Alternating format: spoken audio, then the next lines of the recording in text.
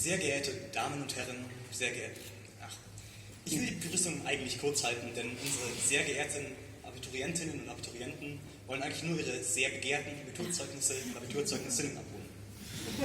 Außerdem hat die sehr geehrte Frau Müller sowie die sehr geehrten Herren Zeck und Ladehof euch alle schon sehr inbrünstig begrüßt, deswegen muss ich das dann machen.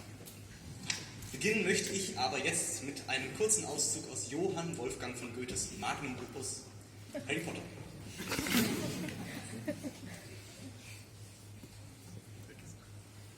Nee, Spaß, ihr müsst euch mal Faust anhören. Also, aus Faust 1, Studierzimmer 2, das ist die 4. Szene, Vers 1867, Gespräch eines Schülers mit Mephisto. Ich stehe ganz gut als Schüler.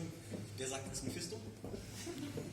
Also, ich bin halt hier erst kurze Zeit und komme voll Ergebenheit, einen Mann zu sprechen und zu kennen, den alle mir mit Ehrfurcht nennen.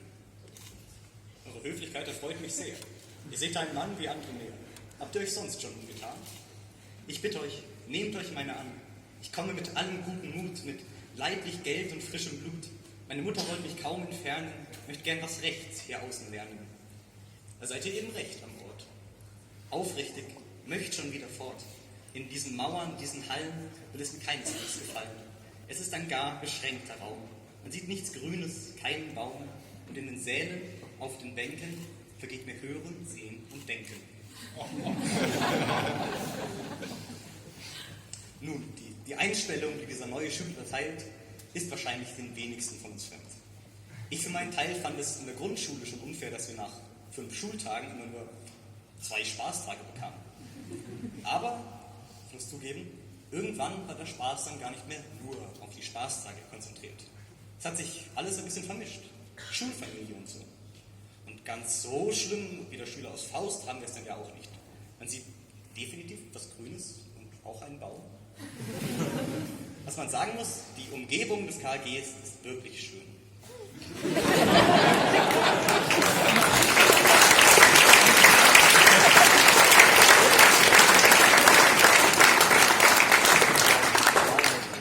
Wie ihr alle schon schnell erkannt habt, kann die Umgebung dieses Kompliment wohl kaum ehrlich erwidern, aber einen gewissen Charme hat dieser brutalistische Fiebertraum von einem Betonklotz im Kopf.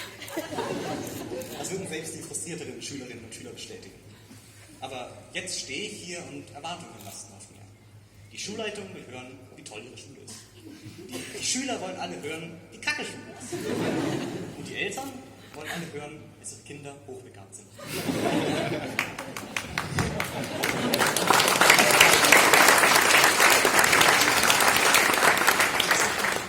Das lässt sich aber eigentlich alles einrichten, und zwar in voller Ehrlichkeit. Ich für meinen Teil habe die Schulzeit genossen. Tatsächlich.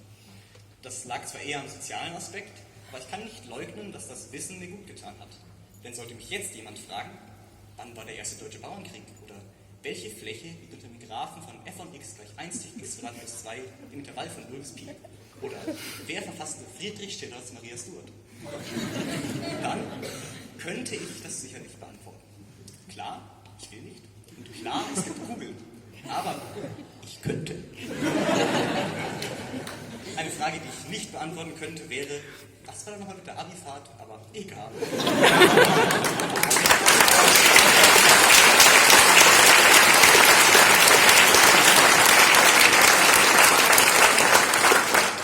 Und wenn ihr bei jedem zweiten Satz applaudiert, komme ich hier auch nicht weiter. Ich bin jedenfalls froh, hier zur Schule gegangen zu sein. Und was ich definitiv sagen muss, bei den Lehrern liefert das KAG ab. Die haben immer, also meistens, ein offenes Ohr für die Schüler und 1 oder 2 von denen weisen sogar Sinn für Humor auf. Ich lasse euch dann später im Lehrerzimmer auskappeln, wer damit gemeint hat.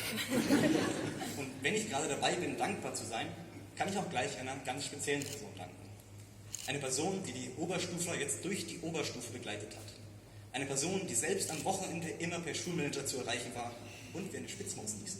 Ein Applaus bitte für Frau Müller.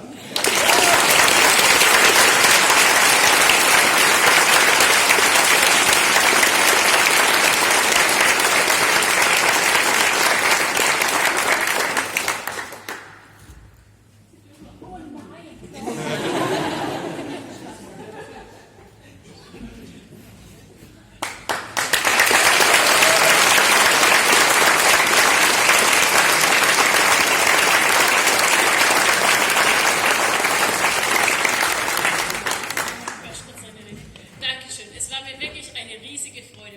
Ganz, ganz ehrlich, es hat mir riesig Spaß gemacht. Danke noch.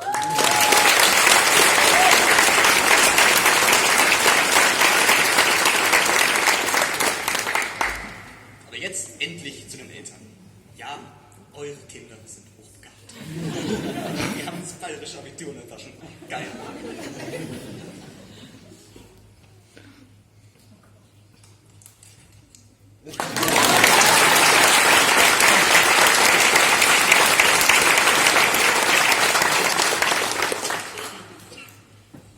Es gibt natürlich auch die, die es leider noch nicht in der Tasche haben, aber die wurden einfach von den Lehrern falsch verstanden. Ich wünsche Ihnen alles Gute, wenn Sie es wieder probieren und genauso alles Gute, wenn Sie was ganz anderes machen. Jetzt habe ich einige der Erwartungen erfüllt, die hier offen liegen, aber irgendwie steht da immer noch ein enormer, blassblau-rosa karierter Elefant auf Rollschuhen, der Tuba spielt im Raum. Ich weiß zwar nicht, wie zur Hölle er Tuba spielt, aber für mich klingt es sehr nach Was machst du eigentlich nach der Schule? Wir, die Abiturienten und Abiturierte, haben jetzt fast unser halbes Leben an der weiterführenden Schule verbracht. Wir sind hier gewachsen, sowohl körperlich als auch geistig. Unsere Lebensgeschichte besteht bis jetzt aus dem sich vorbereiten. Wofür? Das wussten die wenigsten. Dafür haben wir hier genug gelernt, um später das meiste machen zu können. Ein Teil unseres Charakters besteht aus dem Lernen und was wir daraus gemacht haben. Das Nicht-Lernen, das Freunde finden lernen, das Scheitern lernen, das zu viel lernen, das Lernen lernen. Aber wissen, wohin es geht, das haben wir lange nicht getan. Und das tun auch viele immer noch nicht. Aber ich sage, das ist in Ordnung. Wir haben jetzt unseren Rucksack gepackt voll von Allgemeinwissen, physikalischen Formeln und vor allem dem Wortdurchfall eines toten weißen Mannes, sowie aber auch von guten und schlechten Erinnerungen. Und wir nehmen diesen Rucksack mit uns. Wir sehen, was wird. Wenn wir scheitern, dann gehen wir woanders hin. Aber der Rucksack bleibt bei uns.